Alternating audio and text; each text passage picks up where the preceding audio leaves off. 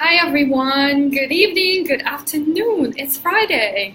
How is everybody? I hope you guys doing well. So, Daily Juice Show, welcome. Anna's here. Here's what we discuss here. Just one ingredient at a time about complex money topics. Now, we continue our discussion about basic money concepts that you never had a chance to learn when you either were in high school or college or just never had a chance in your life to spend some time getting yourself knowledgeable. So this is what this show is designed. Lesson number 2 is compound interest, right? And I want to talk to you about the idea of starting to save early or as soon as possible for some of us who are not as young anymore. And here's what I'm talking about. So if we save a small amount each day and put it aside, then we have a longer time frame because the compound interest itself has really close relationship with time. So that gives us more time for our money to grow. Now, yesterday we learned in our first session about figuring out how you can actually spend less than you make. That's the very basic lesson. Well, Jim, welcome. Good to see you here. So once we can figure out how we can spend less than we make, then it becomes much easier for us to find the additional, what I call discretionary money to save and dedicate to the compound interest concept that I'm talking about. So compound interest is like profit on the top of your profit, right? So if you put $1 in and you earn a certain percentage, that's that interest that I'm talking about. But if you continue reinvesting, then you earn more on the top of that. So we need time for that.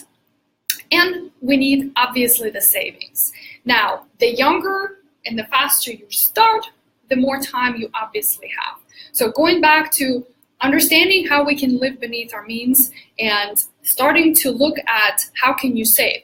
Now, a couple episodes today, I think actually on the money date, I discussed the idea of how you can allocate your discretionary dollars into 2 directions, right? Maybe you're thinking, well, Anna, I can't quite save just yet. And I get that. I know, don't you just love compound interest, Jim?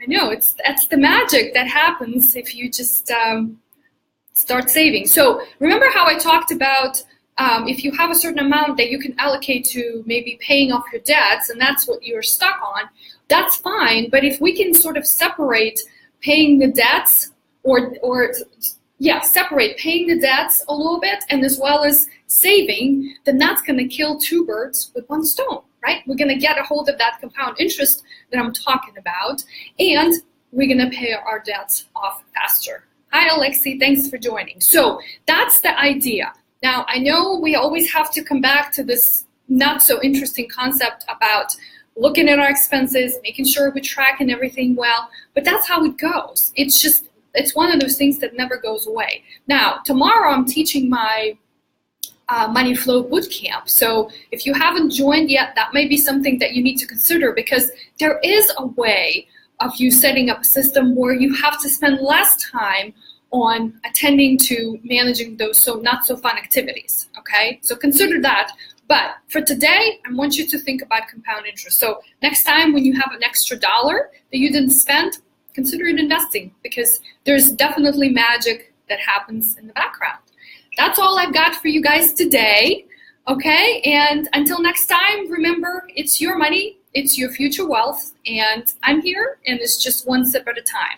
I'll see you tomorrow, and have a great weekend. Thanks for watching.